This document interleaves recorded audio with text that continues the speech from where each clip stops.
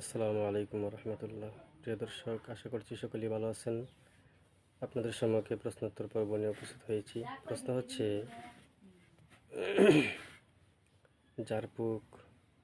ঝাড়ফুঁক দেওয়া বা তাবিজ, কোরআনের সূরা বা আয়াত দ্বারা তাবিজ লটকানো, এরকমভাবে গলায় সুতা লাগানো, এগুলা কি জায়েজ আছে কিনা?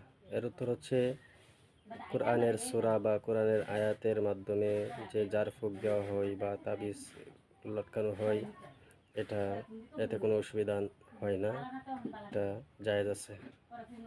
অনেকেই বলে ঝাড়ফুঁক দেওয়া বা কোরআনের আয়াত বা সূরার মাধ্যমে যে তাবিজ কবচ লটকানো হয় গলার মধ্যে, ওইগুলো নাজায়েজ বলে, কিন্তু এটা সঠিক নয়। তাবিজ লটকালো, কোরআনের সূরা দিয়া তাবিজ লটকানো হইলে এটা জায়েজ আছে, এতে কোনো অসুবিধা নেই।